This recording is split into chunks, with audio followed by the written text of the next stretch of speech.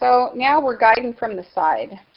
I hate to tell you this, but you're not going to be able to tell your child what to do, and you're not going to be able to choose for them forever. It's very sad because they will make choices that you don't agree with. But if you're fortunate, they will still ask for advice and wisdom. So give them the advice and wisdom, but then go and pray that they make the right choice. If I've seen this happen enough, when they get to that age of 17 to adulthood, if you continue to try to force your will on them, they don't usually stay close by. They don't call so much. And I don't know about you, but it's important for me to keep my kids in relationship with me, and so I want them to call me, and I want coming home from school to be a happy thing. And so I try to just go, this is what I would do. I'm praying for you, if I can give you some information. But I try not to say the words, well, you need to. It's like, well, I would. Have you thought about this? And to change the words a little bit because they really need to puzzle it out themselves. Give them a lot of grace. Boy, it's hard. I wouldn't want to be a kid these days. It's hard out there.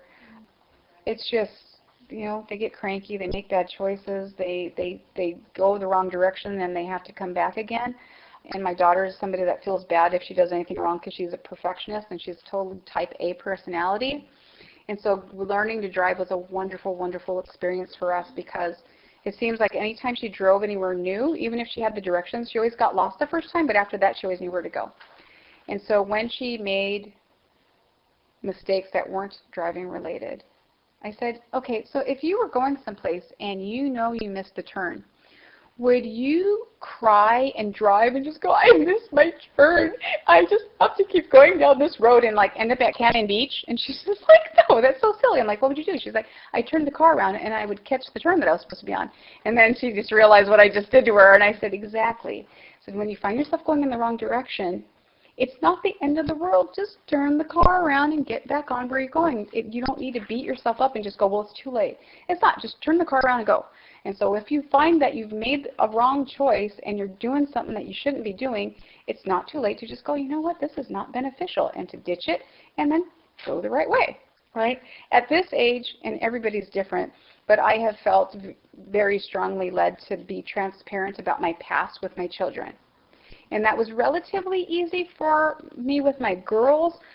The timing of it was always tricky. I told more to my oldest sooner. I didn't want to, but I really just felt the Lord saying, you need to share with her this. And I don't want her to know that dirt on me.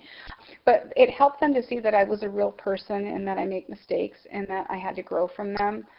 It was much more difficult to share some of my past with my son because I was married when I was 20 and I was divorced when I was 22, and it killed me to tell my son that. I sobbed and sobbed and sobbed.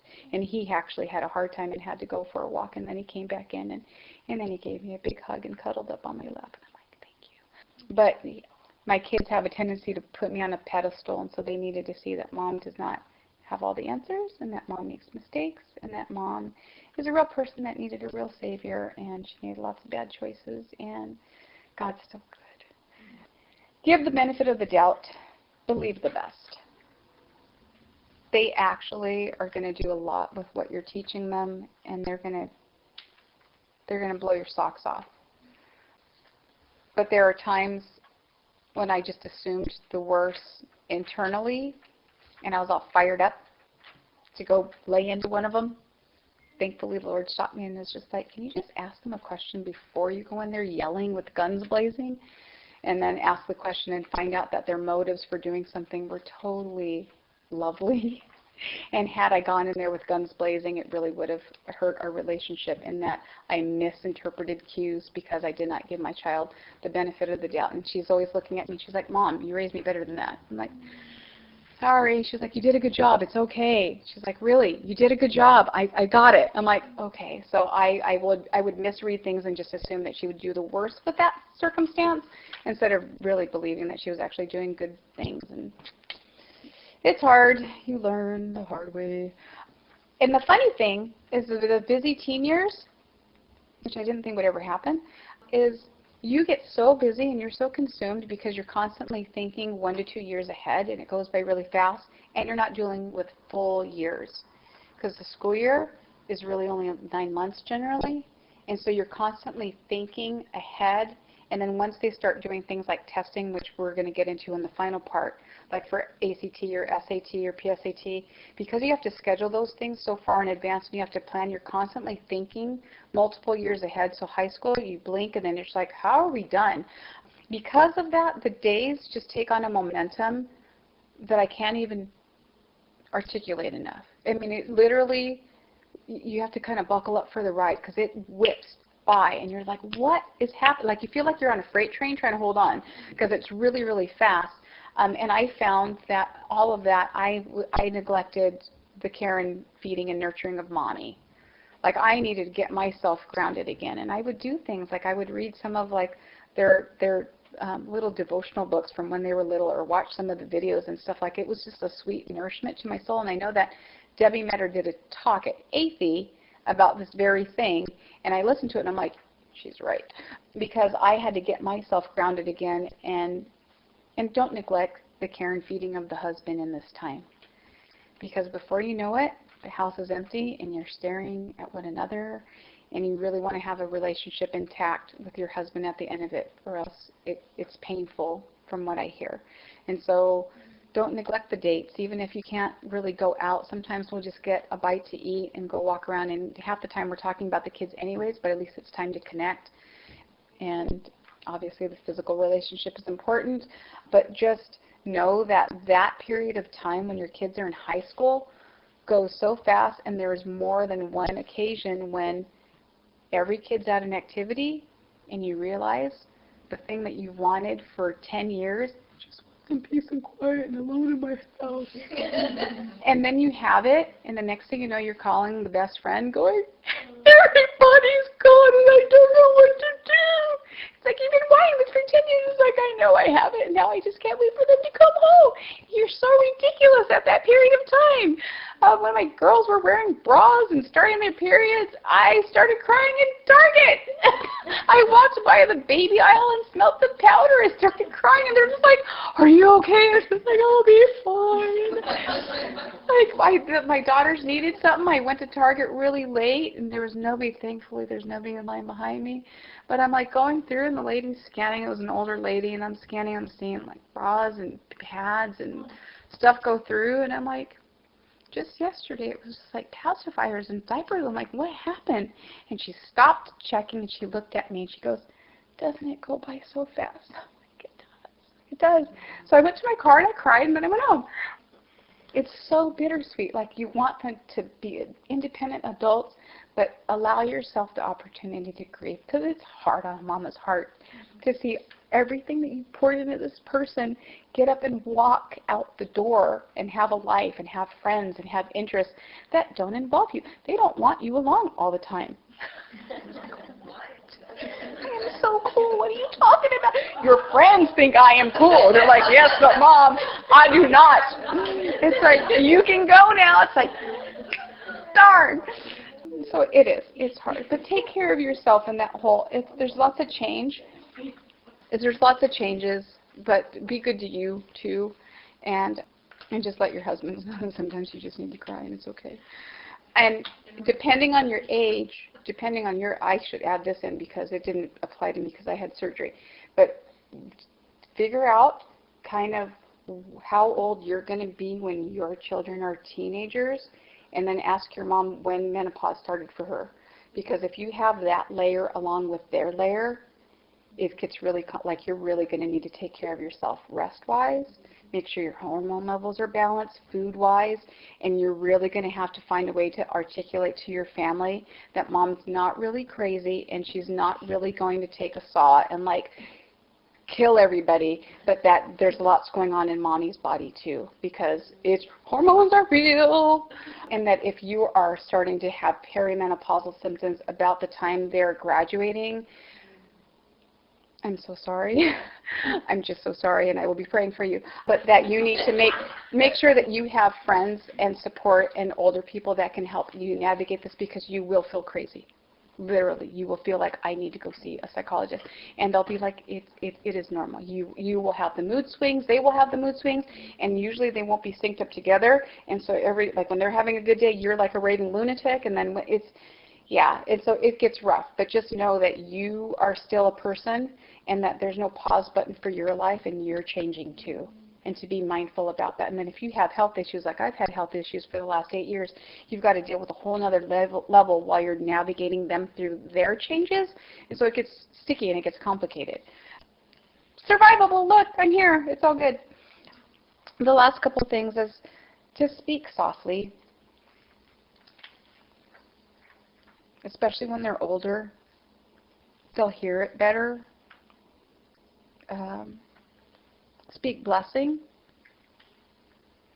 Just encourage them and tell them they're awesome. They're doing an awesome job. They need to hear it over and over and over again. And hug your child, especially when they don't want you to, because usually they'll just crumble in tears in your arms because that rigid will just usually melt away. Speak the truth. Don't be afraid to speak the truth to your child. It hurts sometimes, especially when they have an overestimation of themselves, and you have to bring them back down to earth.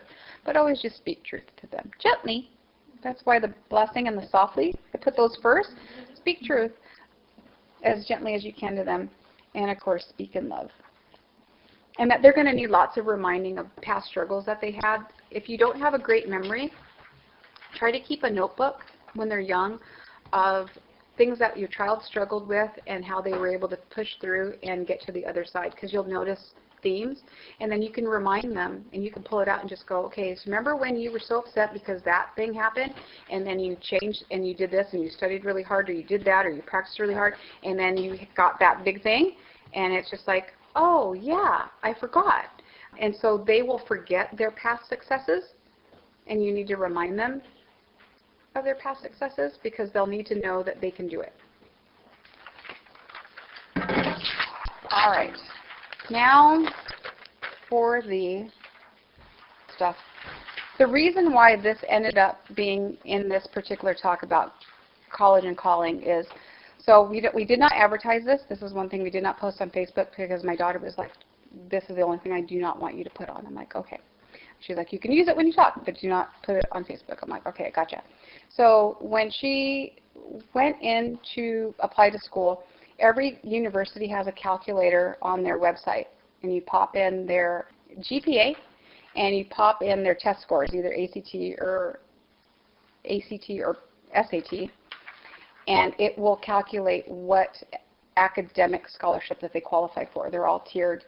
The amount's different from school to school, but almost all of them have a calculator where you can kind of help them figure out when they're in high school, okay, so if these are what your scores are coming back at, you need to have about this kind of a GPA in order to get this kind of money. So you can kind of help them and just go, okay, so right now, you know, your GPA looks really, really good, but if you could bump up those test scores a little bit, you can kind of tweak a little bit.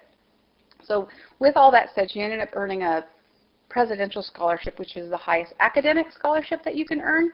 And that is, I think, $15,000 a year, renewable every year as long as she's enrolled. There's no GPA minimum. But what she also earned was, because she had played the violin for so long, because we had taken something and cultivated it and let her have proficiency in something, is she was able to earn a music scholarship. And that is like $1,500 a year, renewable for every year that she's enrolled.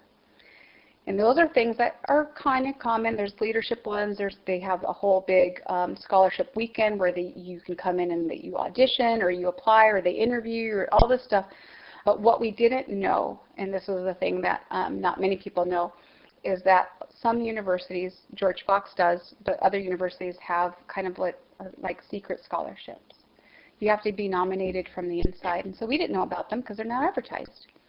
And so we found out later that she was nominated for something called the C.S. Lewis Scholar. And so out of the incoming freshman class, the admissions counselors nominate a group of kids, and of those group of kids, I think 13 are selected for interview with the president of the university. So we found out that she was nominated, and then we found out that she earned the interview with the president. And so she went in and spoke with President Baker and came back out, and out of those 13, only 5 would be selected out of all the incoming freshmen, which there's hundreds. But the incoming classes, it's the largest incoming class George Fox has ever had. And she's one of the 5 recipients of the C.S. Lewis Scholarship. At Scholarship Weekend, the maximum that you can get is like, I think, a $2,500 scholarship that's renewable. The C.S. Lewis Scholarship is $5,000 a year renewable for as long as she's enrolled. But here's the thing, and this is the important piece. They want whole people. Schools want whole people. Employers want whole people. Yeah, you can make them study ancient literature and Greek and whatever and Latin and have them be really academically smart, but they need to be whole people. And they need to be kind and friendly and articulate and polite. And that's what got her the nomination. And that she had different life experiences, and she was just somebody that they're just like, oh. So the C.S. Lewis Scholars, the reason why they handpick these kids is they have business CEOs that come and visit the campus, because there's lots of things where they'll join forces and join resources. So when a CEO or some other kind of VIP person comes to campus, President Baker is like, I don't want him hanging out with an old guy like me, because I'd have one of the students take them on a tour. And so I hand select these kids. And so if, say, the president of Nike comes and visits the campus, they'd say, hey, Abby, are you available to give him a tour? And so you have somebody that they know can engage in intelligent conversation, that's going to be polite, that's going to dress properly, that's going to be able to articulate what they love about the program and why they came to the school, and to be able to, kind of sell it. And so we didn't know that. There's no way we could have prepped her for that. We didn't know it existed, right? But there's just opportunity. When she worked at Marshall's, she was chit-chatting with a customer and whatever, and they got to talking and found out that she owned Rocket Biz. She goes, oh, I took my sister in there for senior pictures and blah, blah, blah, blah, blah. And that lady filed her name away. They exchanged numbers because they hit it off at the register. Well, they recruited her. They're like, we have an opening. Would you consider coming and working for us? How much do you get paid at Marshall's? Oh, we'll pay you more. And we have a flexible schedule, and would you come and work for us? She didn't look for another job. They asked her. Why? Because she was a whole person that could interact with people, that had this foundation, and she cared about people, and opportunity presented itself. Because she wasn't just, I have to get really high scores, and she wasn't just in the house studying books all the time. Like we let her have interests, and there are times when, especially if you have females, and once their periods start, there are just times when you just got to ditch the books. Like they got cramps, and you got to teach them what it means to be a woman. And here's a glass of peppermint tea, and here's a hot water bottle, and I know it's terrible, isn't it? Okay, and you just have to minister to their person. Like you always want to remember that no matter what goals and aspirations you have for your children, you're dealing with people. Like they're a person, and just cultivate the whole person, and don't worry about all the other stuff. It all falls together. Trust me, it really is. You can not do an assignment, and the world will not stop turning. You can say, you know what, this isn't working for us, and we're not going to do that anymore, and it's going to be okay. Balance out. You have AP classes, IB, CLEP. CLEPing is college level equivalency proficiency test. Not all schools take CLEP credit. Weigh it out. Is it worth it? Is it not worth it? I don't know. AP and IB classes, if they do anything in like a co-op, or if they ever do dual enrollment, or if you fail lead by the time they're in high school to put them in school, it's better for them to get a good grade in a regular class than get a C or a D in an AP course. So you've got to weigh it out. If they can't keep up with the schoolwork, it's okay that they take a regular class, because, again, a college is not just looking at grades. They're looking at whole people and what they can bring to the university environment. Give them good literature to read. Kids don't read anymore. I don't even know what's going on with that. But the reading list that the current public high schools are doing, like nobody reads good literature anymore. Like they don't have a stamina. So teachers, they have a curriculum that they've used, like English teachers that they've used for probably 20 years that are long teachers. They cannot use their course design that they had 20 years ago. They can't. The kids cannot do it anymore. I don't know what's happened to the brains.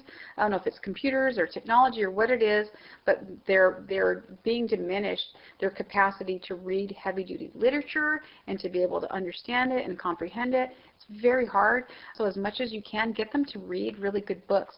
That will increase their scores. We did not do any SAT prep. We did not do a practice PSAT. We did not do any practice SATs.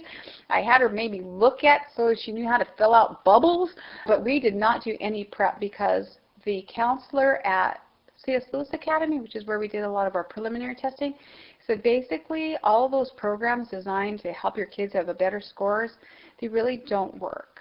He's like, if they're low in math, make them do math. If they're low in reading, make them read. If they're low in writing, make them write. That's it. It's really super simple. He goes, you don't need to spend thousands of dollars on all this college prep stuff because it only raises their grades really, really small increments, if at all. And he said, but the parents that have had their kids just do more of whatever that subject was, do better. So don't teach to test. That's why the public school's not working, because they teach to test and it's just failing miserably. So just let them have good books and reading, and there's nothing wrong with letting them sit around for 4 hours reading really good literature and not making them write an essay about it or a book report. Just let them enjoy good literature. It's awesome. Our thing is we like to watch movies. And so if there was a book that the movie was based on, it's like, well, you got to read the book first. Sorry. So my son really wanted to watch Lord of the Rings, but he's dyslexic and there's no way he could read those books, and so we found it on Learning Ally, and so he listened to all of the Lord of the Rings. He's like, now can I watch the movie? I'm like, now you've earned the right to. We'll see if that's appropriate. We'll talk to your dad. But like, like Abby found out about the Jane Eyre movie. I'm like, well, go read Jane Eyre, and then we'll talk about it. She's like, but she's so grateful for that because it's given her a really expansive vocabulary, and it's given her the capacity to attend in lecture, and she's been able to navigate through large volumes of information and not be like, what? Because she just read good literature. So I'm all about literature and learning to play an instrument. It's great for the brain. If you're able to swing it, I know it's really hard, but let them play music. Or do something like ballet or Boy Scouts or something where they have to develop their character. It's awesome. Practical stuff, usually they'll start doing practice. You don't really need to do more than one practice PSAT, and that's usually done at the beginning of 10th grade if you do SAT. So SAT is changing their format again. So everybody's jumping ship on SAT and going to ACT, but if you end up doing, there's only one reason to do SAT, and that's for the National Merit Scholarship if that's important to you, because you have to qualify by taking the PSAT your junior year, and if you get the right score, then you qualify to be in the running, and then your SAT score puts you in the thing for a National Merit Scholarship. The scholarship amount is not very much money, but you end up on a list, and if you are a National Merit recipient, then lots of colleges are willing to throw money at you to come to school so that your stats, you help their stats, because they can say, we have this many National Merit Scholars at our school. And so there is a list that comes out when your child starts taking these standardized tests. And get ready for lots of mail and phone calls from lots of colleges. We want your child. It's like, no, she's going to school locally, and I don't want her to go to Boston. Thanks. And so if you need help with that, collegeboard.org for SAT. And I don't know what it is for ACT, but I'm sure it's an easy lookup. But they will do practice questions on collegeboard.org, and normally you take the test for the PSAT at a school, and you schedule it with the school. SAT, you have to schedule it online nationally, and they tell you where they're having their testing, and you have to do it through their site, and that's where the money comes through. So it's just kind of, Scholarships, again, there's opportunities for scholarships that are outside of just academics. Whether it's music, whether it's leadership skills, unique experiences, that all helps to get other money. But there's this wonderful thing called Scholly.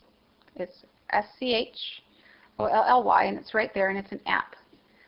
The kid that developed this app had a single mom, and they didn't have any money for college, and so he took out loans, but while he was in college, he developed this app, and it found all of these obscure scholarships, because lots of companies, because it's a tax write-off, lots of companies have scholarships, but if you don't know about them, they go year after year without ever giving the money because nobody's applied, because they didn't know that it existed.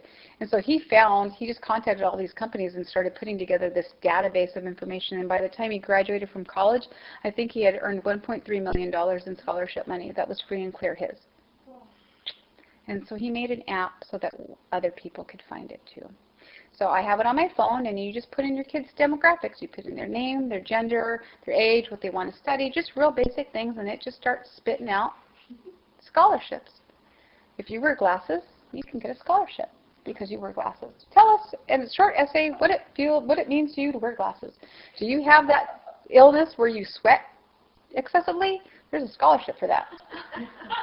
Do you have eczema? Wow, eczema sufferers? We have a scholarship for people that, yeah, I've heard there's a short girl one, but I haven't been able to find it. But they're just all of these. Sometimes it's random fun. We're just going to pick it at random. You know? Are you interested in World War II airplanes? Oh, well, if you write a thing about World War II airplanes, we'll put you in the running for this random stuff.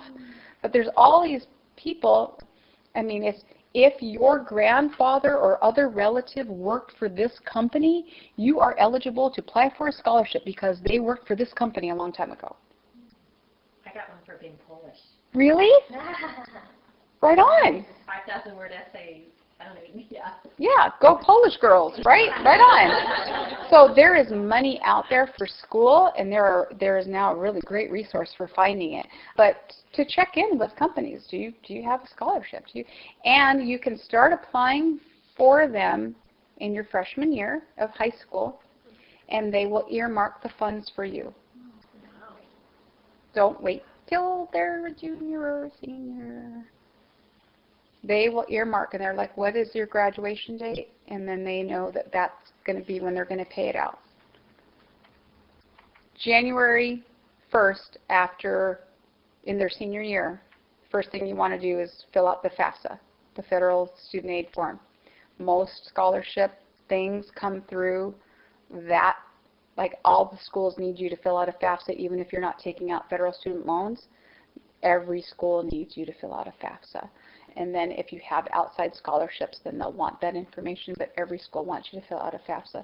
So that's one of the things. So you're going to have to figure out, you're going to have your tax returns and your income and all that other stuff. So that bank account information, and they basically want like a drop of blood. And if you don't have stuff set aside for them, there is still an expectation for you to pay a small portion of it. So even though she's earned $21,000 in scholarship money, Abby has, $21,500. We're still having to pay a little bit, but she's actually put money away, and her grandparents have an account set up, and so then we send the receipt and they reimburse. And so the money just kind of goes around and around and around. But just know that there's opportunities to do that, and that's for a private school. But there are things once they become a student that can help alleviate those costs. So if they are an RA, or if they live on campus and they are like the mentor for the floor, room and board is paid for. It's $10,000 a year at Fox that will be paid for. So we're trying to encourage her to be an RA. But can you apply for the RA program? Because, woo, that's $30,000 right there, honey. That's a good job. Community college could be an option for you guys. It was for us. It's not for everybody. Or you could do it online. The reason why we did community college with Abby was because she kept fighting us with the math, and it was just like, I'm done. I'm like, honey, are you done? He's like, yeah, I'm done. And so she put off this whole math thing, and then come to find out that she never actually got out of doing the hard work. And so she had a hard lesson learned, but she performed better for a teacher than she did for us, and it was great. She also took 2 years of French, and she was able to knock off physics and chemistry at PCC and came away from PCC with a 3.98 grade point average. She only came down a little bit because she went to Iraq on a missions trip, and so she didn't do as well in her French class as she could have because she was gone. But it was worth it for her to have that experience, and it really was life-changing for her. But community college is really good because then you satisfy high school requirements and colleges. But whatever college they're thinking of going, they almost always have a list online that says this is what we will take from a community college. So don't waste money taking a class that they're not going to take, because then it's just you've wasted your time and your money. But most of them will take the foreign language and will take basic math and core classes. There is a max that a university will let you take, so also find out that. With that said, with the foreign language, I know a lot of people are a fan in the homeschooling world of things like Rosetta Stone. A college will not accept Rosetta Stone as an equivalent, sorry. So you're just like, oh, is it worth it to do it? It's like, no, it's not. Because even though they may do well, they're going to still have to either take it in college or from some other accredited source. There is Spanish Academy Online, which is accredited, which I think that they'll recognize, which is an immersion Spanish course. I don't know if there's one for French.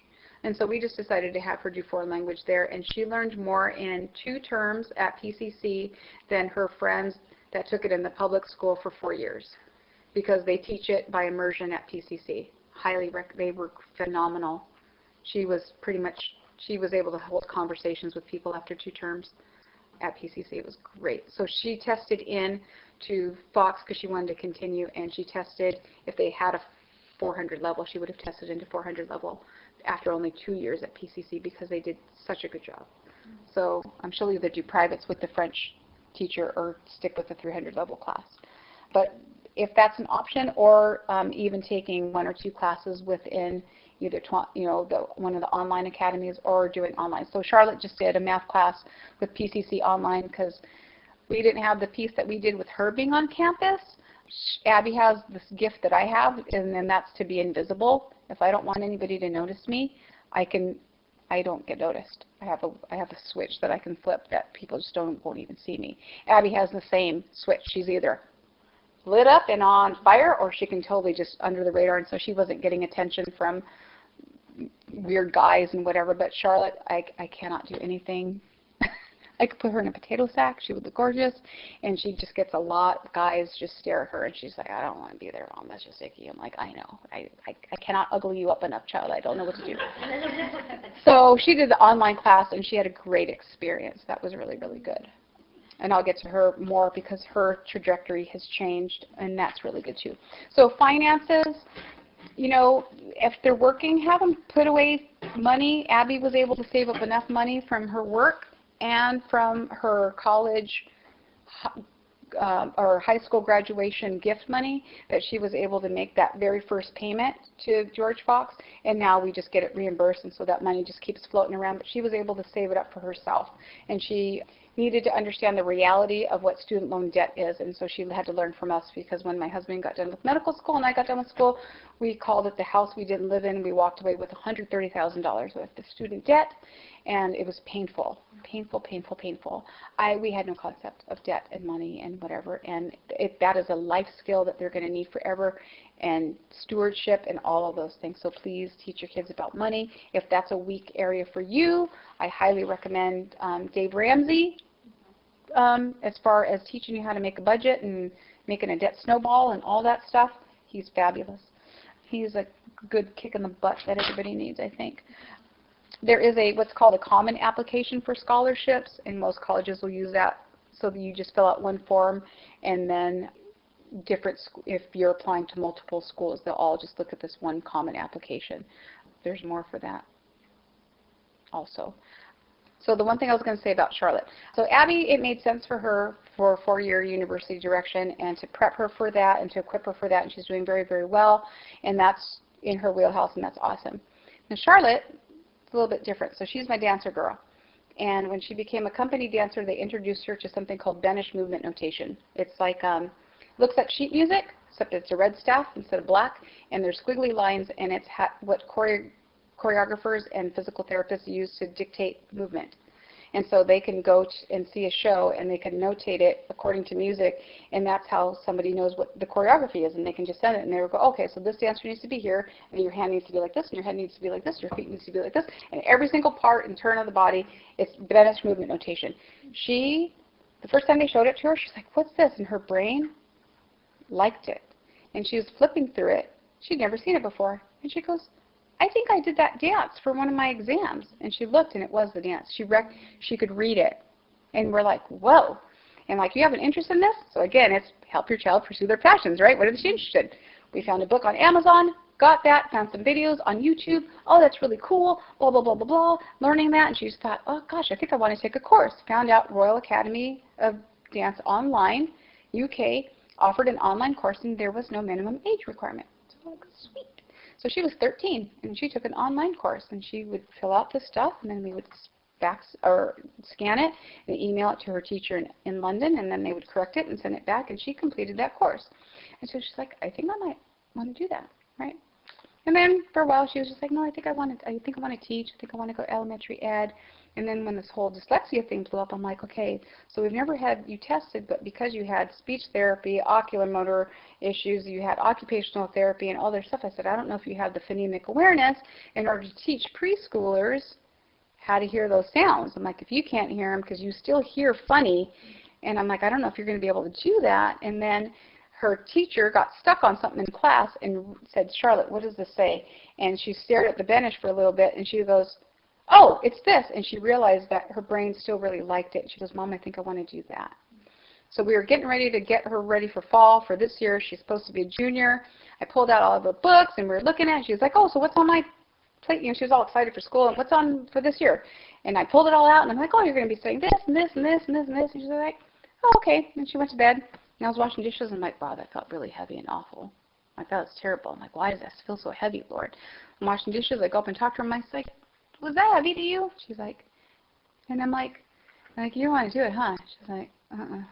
And I'm like, how about this? And I pitched an idea to her, and I was like, we have to talk to Dad. She's like, I would love to do that. I'm like, okay. So I'm like, honey, which I was really afraid he was going to say no. He was like, we've been out of the box for so long, honey. Let's just stay out of the box.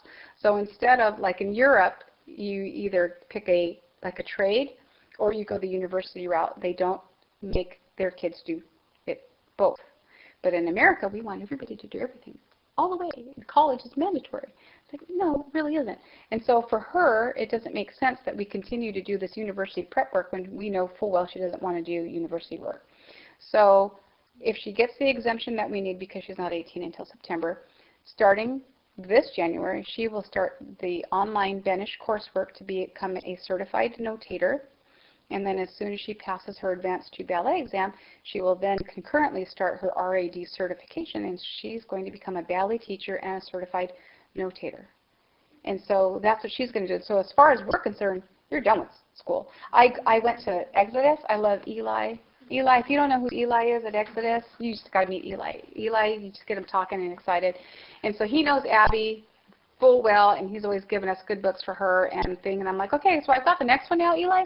And I said, here's what we want to do. I'm like, I kind of want to just give her a little bit of like an American history thing, but I'm like, good book. Like, she learns from reading.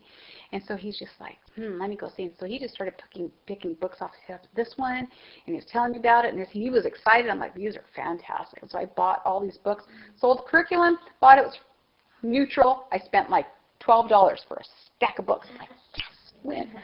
And she's been reading and learning. She comes and that she was telling us at dinner about the Anne Broadstreet thing. And she's this poet, and she's excited, and she's learning. And she's like, you know how long it's been since I've been able to just read? Because usually I'm doing schoolwork and then I'm off to dance. And she's like, it feels so good to be able to read, and I feel like I learn more this way. And so I'm like, just keep reading it and whatever. And it's enjoyment, and it's downtime for her when she's not dancing, because she dances anywhere from 13 to 20 hours a week, depending on if it's a performance. And so she likes to have downtime where she's not physically exerting herself. But it's like, we realize where she wants to go, and it's like, why wait when the state of Oregon does not recognize or issue a state diploma anyways? Like, nobody cares. Who cares? It's like, you know what, if this is what you want to do, go forth and conquer, child. And so not everybody needs to pursue a college degree. Like, there's other choices, right? We have a skills deficit in this country that is crazy. You can listen to Mike Rowe talk about that, the dirty jobs guy, right? You have all these old guys, old plumbers, old electricians, like, they want to retire and they can't because there is nobody to take their place. There is a skills deficit that is horrendous. So we've already decided that Elijah's going to learn a skill even if he wants to go to college. We want him to do that first, something that cannot be farmed away to India or the Philippines. And so I think we picked locksmithing for him, because my dad's like, you won't have to worry about your knees and stuff later, and it's not as dirty as plumbing. And it's flexible, so you can do it anywhere, right? So we just figured, go through that course. It's fast coursework, and that way you have a practical skill. So if whatever you learn academically, you can't get a job in it, at least you have something, right? And who knows, he may not go to college, and that may be all that he does, and that's totally fine with us. So just know that there are other options to the university track. Depends on what your child, what they're good at, what their skill set is. And so if they feel a really strong passion and they can do it, it's amazing the things that people do that don't fit into a box of a university, and they've been really super successful. The last thing that I wanted to say in wrapping all this up is I didn't have this list when we started. This list came about by me stopping long enough, having one in college and two at home, and having this wonderful bird's eye view of being able to look and see how God had been faithful to lead us all those years. And go, oh my gosh, look what you did. All you did was obey. But all that led to that, and that led to that, and that led to that, and now she's able to have all the benefit from all this stuff. I don't want you to walk away feeling like you have a huge to-do list and it's all up to you. This is really just a testimony of God's faithfulness to our family, because I did not have this list when I started, and he was really faithful to help us walk through it and nudge us and change directions and do this. I didn't want to homeschool. It was the last thing I wanted to do. I said out loud, I will never homeschool. Just like I said, I would never live in Oregon. I would never live in Tualatin. I would never drive a minivan. I would never own a Ford. Can you guess what I drive? And so all of this is to say that as you are just going about your day with your children and you're seeing them and you're learning and you're going, and if you have peace, my husband and I could not figure out why we had peace every single time we prayed about ballet. It is thousands of dollars, folks, and we could not afford it. And if you look at our finances, we cannot afford to have my daughter in ballet. We can't. I don't know where the money shows up from every year. We cannot afford to have my son tutoring every month, $550 for 10 sessions a month. I don't know where the money comes from, but we pray, we have peace. And my husband is just like, I know it's a lot of money. I have peace. I'm like, I don't know. I do too. Okay, he's going to provide the money. And he has. And then it turns out ballet, even though we always knew she would never be a professional dancer, we didn't know that there was, you just think if she's a ballerina, she's going to be a dancer. There's so much more to the dance world than just dancing. There's, teachers, and there's this whole Benish thing, and there's other stuff. We had no idea. We didn't know it existed. The Lord did, and he knew how he made her brain, and all these things just came together in a way that we could not anticipate. And so as we're trying to, she's like in the bow, and we're cocked back. Like we haven't fully let go yet, but she's ready. And I got the other quiver going, okay, I'm ready. I'm 15 in April. Can I get my permit? It's like, stop. What my insurance is going to do? No.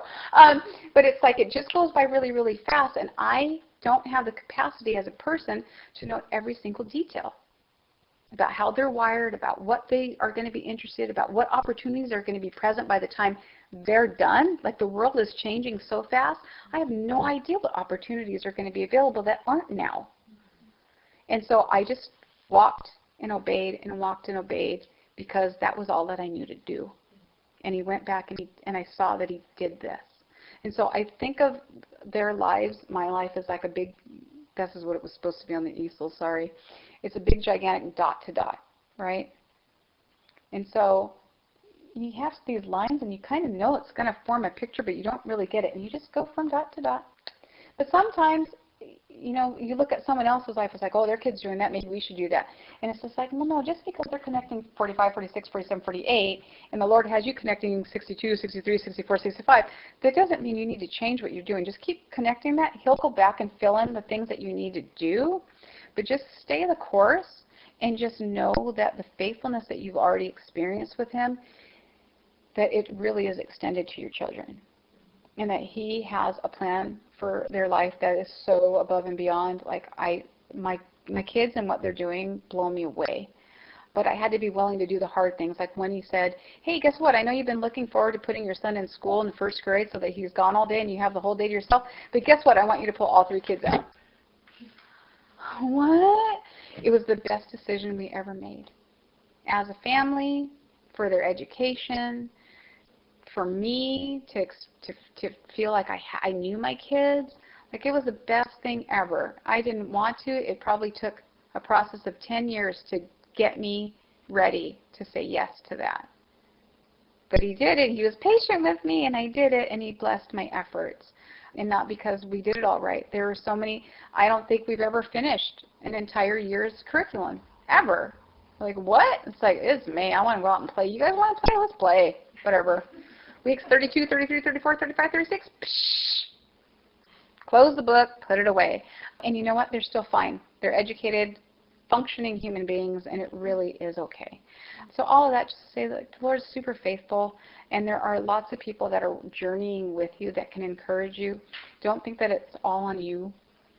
It isn't.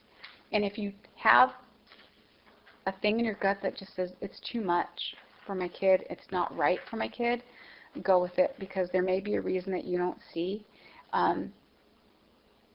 And to just make sure that you give enough grow room for you as you're educating your children, because just know you're changing too, and that it's okay if you blow it. It really, really is. And if it gets to be November, and it's really hard and you want to give up, I have a video, that link that I will try to give that to Alice to send out to you, that will remind you why you're doing what you're doing, and it'll help get you through to June. So with that said, I'm going to pray, and then I can hang out if anybody wants questions. Okay. Lord, I just thank you for this time. I thank you for Alice. I thank you for your goodness. And I thank you that you know and love our children more than we do, actually. And I trust that you are going to be working all things together for your good and your glory. And I just pray that none of this would be burdensome to any heart in here, that it would just be a reminder that there are infinite number of details, and that this list is not exhaustive, but you're mindful of the details because you're the only one that can keep track of all of that, and that you know each child intimately, exact number of hairs on their heads, and that you know how they're designed and built, and that you will lead with peace, Lord. And I just pray that you would just bless them, that they would just take these things and lay them out before you and just go, what applies to me and what applies to my family? And that the things that aren't necessarily important for them, Lord, that you would just blow that away. But the things that you are trying to show them, Lord, that those things would just kind of leap off the page. And I just pray that husbands would be like-minded and would be willing to hear and share and dialogue. But I just pray that for just like-mindedness between husband and wife, mother and father, as they navigate educating their children, not only in academics, Lord, but in character, but in wisdom, in love, and in grace, and that they would be full of mercy, and that they would continue to be whole people, Lord, that are equipped to serve your kingdom and to love one another. So I just pray for blessings on all these mamas, and I just ask that you would just go before them again in all the details, and we thank you in advance for what you're going to do. And it's in your name I pray. Amen. You're welcome.